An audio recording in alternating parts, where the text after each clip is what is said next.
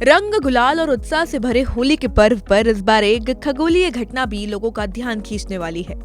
पंचांग के अनुसार होली के दिन चंद्र ग्रहण लगने जा रहा है, जिसे लेकर लोगों के मन में कई सवाल हैं, जैसे कि क्या ये ग्रहण भारत में दिखाई देगा, क्या इस दिन सूतक काल मान्य होगा और धार्मिक कार्यों पर इसका क्या प्रभाव पड़ेगा।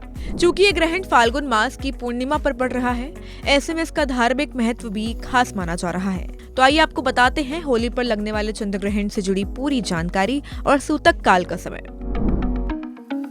वैदिक पंचांग के अनुसार इस साल का पहला चंद्र ग्रहण 3 मार्च को पड़ने जा रहा है। पंचांग के अनुसार ये ग्रहण दोपहर 2:16 से शुरू होकर 5:33 तक रहेगा। खास बात यह है कि ये एक पूर्ण चंद्र ग्रहण होगा, जिसे एशिया के कई देशों के साथ साथ ऑस्ट्रेलिया में भी देखा जा सकेगा। ज्योतिषों के अनुसार पूर्ण चंद्र ग्रहण एक महत्वपूर्ण खगोलीय घटना होती है। ये तब तक घटित होती है जब पृथ्वी, सूर्य और चंद्रमा के बीच आ जाती है। इसके कारण सूर्य की किरणें सीधे चंद्रमा तक नहीं पहुंच पाती और चंद्रमा पूरी तरह से पृथ्वी की छाया में आ जाता है। साल का पहला चंद्र ग्रहण इस बार भारत में देखा जा सकेगा। खास तौर पर पूर्वी भारत में इसका नजारा स्पष्ट होगा। अरुणाचल प्रदेश, असम, नागालैंड, मणिपुर, मिजोरम में ये चंद्र ग्रहण पूर्ण अधिक स्पष्ट रूप में दिखाई देगा।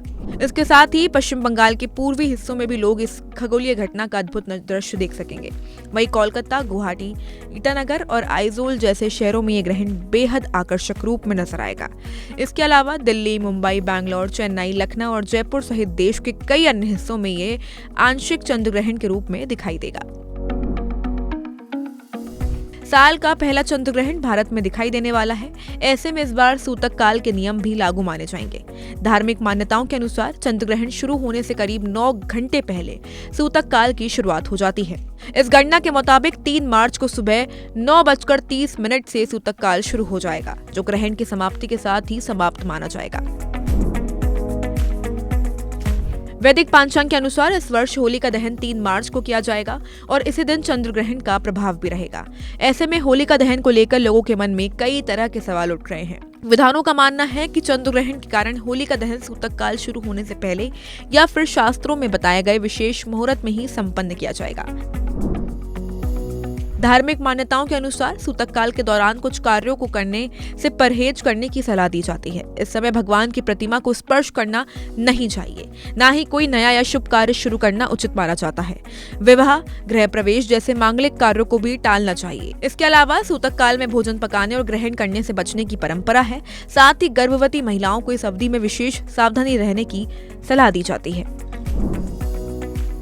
साल का पहला चंद्र ग्रहण होली के पावन दिन पर पड़ रहा है।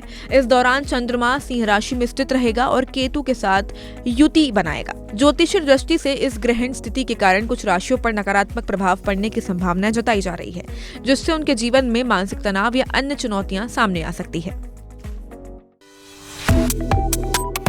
Subscribe to One India and never miss an update.